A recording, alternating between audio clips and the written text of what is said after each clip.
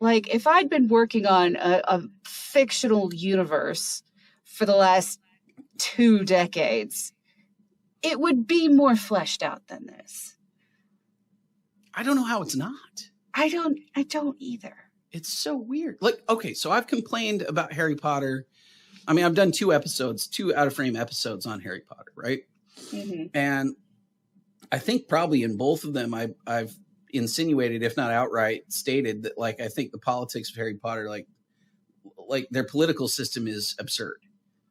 It makes no sense. Like Harry Potter there's like no due process. There's no clear standards of evidence or review. There's like they're easily duped by dark wizards, like extremely easily duped, because apparently all you have to do is be like, Lucius Malfoy and say, hey, Harry Potter did something bad, or Dumbledore, who you've got as like one of the most respected wizards of all time, can say, hey, Voldemort is back, and everybody in the ministry is like, oh, I don't believe you.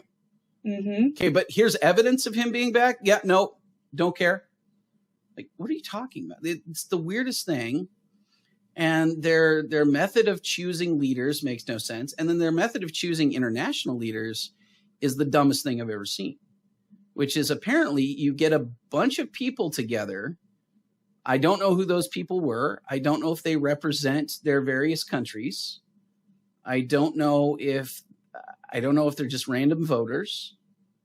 They all go to Bhutan and some temple in Bhutan, and they vote, as one does, and they vote on a leader, except for apparently, well, first of all, if you are a criminal and a mass murderer who has been, who the government has declined to charge, you can just show up literally the day of the election and declare yourself a candidate and become a candidate. So that's possible. And secondly, the voters don't really matter because Bambi gets to decide who's good. Why would you, like, it doesn't make any sense. Like, I don't know what any of this is.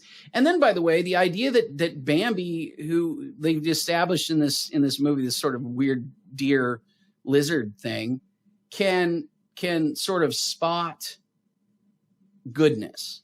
Like it identifies people who are pure of heart, right? Mm-hmm. Somehow, miraculously, it identified like the real one.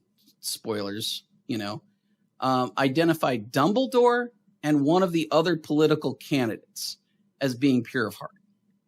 Dumbledore, first of all, we know is not pure of heart, and he knows he's not pure of heart, which is why he got freaked out about his role with Grindelwald. He was tested and found lacking, and that disappointed him about himself to the point where he spent most of the rest of his life atoning for it. So why would the deer? What? And also, you've established this. It doesn't make any sense. I understand that this is a fictional, magical universe, and the rules can be whatever we want them to be. But a pure of heart politician, not a chance.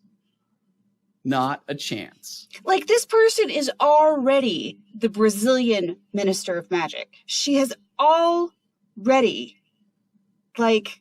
This is a Santos. Yes, who, Santos. by the way, who we know, this is Literally how much we nothing. know.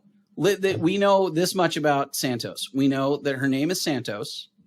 We know that she's probably from Brazil and that she has a vision for the future. She has great hair. Maybe. She does. She's tall. She's relatively attractive. And I don't think she has one line of actual dialogue in the movie. I think she said hello to somebody. Maybe. Yeah. But whatever. But now she's like Minister of International. She's like the head of. She's already achieved like some pretty high political office and is actively looking for the only step up from there. Yeah. So I'm pretty sure she's not inherently. there's just not, there's going to be some kind of raw ambition in there. Yeah. That she would, and the arrogance to think that her vision of the future is the one for literally the whole world.